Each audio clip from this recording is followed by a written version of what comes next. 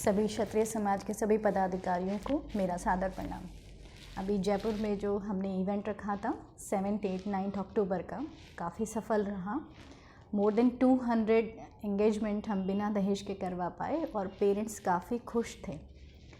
और लोगों के चेहरे पे जिनके एंगेजमेंट्स हो गई हैं उन बच्चों के चेहरे पे भी काफ़ी खुशी देखने को मिली। और एक प्लेटफॉर्म हम लोग लेके आए कि ऐसे भी हो सकता है, मैरिज का एक नया तरीका ये भी है।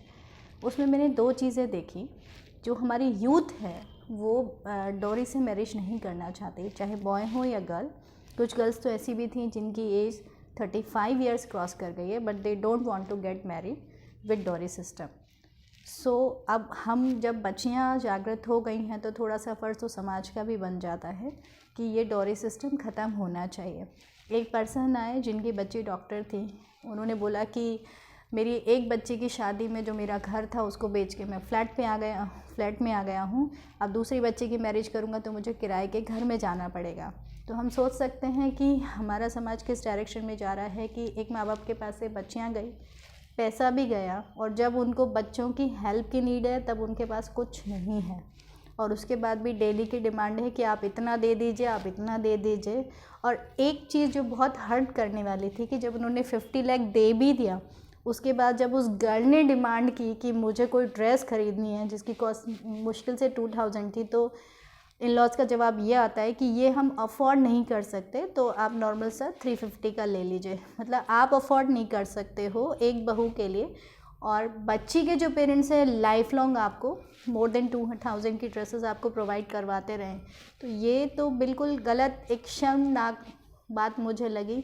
कि इससे अच्छा बेटर है कि जिनको दहेज मांगने हैं, ड्रेसेस मांगने, कटोरा ले लें और शायद भीख में ले जाएगी, क्योंकि भीख जो दिखाने वाली है वो नहीं, इस तरह से भी भीख मांगी जाती है। और एक मेंटली टॉर्चर बहुओं पे मुझे ज़्यादा फील हुआ कि मेंटली टॉर्चर ज़्यादा है, जो सामने से दिखाई नहीं दे रहा, लेकिन अननेसेसरी प्रेशर छुप के बनाया जा रहा है कि इतना सब होना चाहिए, लाया जाना चाहिए। ये सब बंद करने के लिए हमें डिफरेंट वे में जाना पड़ेगा, जिसका शुरुआत तो महेंद्र दादा कर ही चुके हैं। तो उसी इवेंट को आगे बढ़ाते हुए एमपी में भी प्रोग्राम रखा हुआ है बड़नगर में 6 नवंबर को। उज्जैन के पास में है बड़नगर, मध्य प्रदेश में, स्टेट जो है मध्य प्रदेश है। तो आप सबसे यही गुजारिश है मेरी कि इस तरह के इवेंट से ज़्यादा जुड़िए, अपना ईगो बाहर निकाल दीजिए। क्योंकि अगर आप सोच रहे हैं कि आपने आपकी गर्ल को एजुकेट कर दिया और उसकी लाइफ सिक्योर हो गई, बिल्कुल भी सिक्योर नहीं हुई। क्योंकि एजुकेट के बाद तो मान लीजिए आपका बच्चा कहीं भी जॉब कर रहा है, गवर्नमेंट जॉब में है गर्ल, तो आपको बॉय भी गवर्नमेंट जॉब में चाहिए या अच्छा सेटल चाहिए, तो फिर आपको दहेज देना है, वरना मिसमैच करके बच्चे खुश नहीं रह पाएंगे। तो लाइफ सिर्फ बच्चियों की एजुकेशन से नहीं सुधर रही, क्योंकि बच्चे तो एजुकेटेड हो ही नहीं रहे हैं। वहाँ पे हमारे पास सिर्फ एक गर्ल थी जो नॉन ग्रेजुएट थी, बाकी जो बॉयज़ की अगर कैटेगरी तो more than 100 people were there जो नॉन ग्रेजुएट थे। तो आप ये देख लीजिए कितना मिसमैच है गर्ल और बॉय में, एजुकेशन में ही कितना मिसमैच हो गया है। इसीलिए इन लोगों की डिमांड बढ़ रही है। अब डिमांड करने का एक और तरीका है कि अगर लड़का गलती से गवर्नमेंट जॉब में हो गया तो लड़की भी गवर्नमेंट जॉब में चाहिए, और नहीं है तो आप उतना दहेज दे दो, और गवर्नमेंट जॉब में तब भी आपको दहेज तो देना ही है। तो हम लोगों को बाहर निकलना पड़ेगा और इन सब चीज़ों के अगेंस्ट आवाज़ तभी उठाई जा सकती है कि जो इवेंट्स हमारी संस्था चला रही है उसको ज़्यादा से ज़्यादा लोग ज्वाइन करें और उसका प्रचार करें।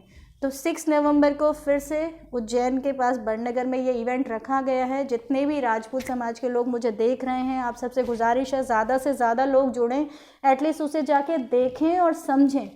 आपकी जो भी कल्चर है वो आप सोचते हैं कि ड्रेस पहनने से आपकी प्रेस्टीज बढ़ जाती है या साफ़ा पहनने से प्रेस्टीज बढ़ जाती है। प्रेस्टीज आपकी जब बढ़ती है जब आपके बच्चे खुश रहें, सुखी रहें, और आपके ऊपर ये एलिगेशन नहीं लगाया जाए कि इतना दहेज नहीं दिया, वो नहीं दिया। क्योंकि आप अपने आप को खुश समझ रहे हैं कि आपने दे दिया, लेकिन जहाँ दे दिया कि हाँ उसकी वैल्यू है, उसकी वैल्यू जब ही है जब पूरा समाज जागृत होगा। और यहाँ पे एक चीज़ और मैंने देखी कि जब बेटी की शादी करते हैं तो कंडीशंस चेंज हो जाती है कि नहीं दहेज नहीं, दहेज नहीं, और जब वही फैमिली जब बॉय की शादी करता है तो उसको फिर दहेज चाहिए। तो ये जो दोहरी मेंटेलिटी है ना, इसको भी हम सब बदलें। बेटा और बेटी जब इक्वल की बात हम कर रहे हैं तो मैरिज में भी सोच इक्वल ही होनी चाहिए कि आप बेटी की शादी में दहेज देना नहीं चाहते तो आप बेटे की शादी में मांगिए भी मत। ये दोहरी मानसिकता मत दिखाइए। तो बस आप सब जुड़िए हम सब से, इस इवेंट को सफल बनाइए और आप लोग खुद ही रियलाइज़ करेंगे कि ये समाज की बहुत ज़्यादा बेसिक नीड हो गई है। आगे बढ़ाइए अपने समाज को, एजुकेशन में हमें काम करना है, हमें इन पुरानी रूढ़िवादी परंपराओं को तोड़ना होगा। Thank you so much.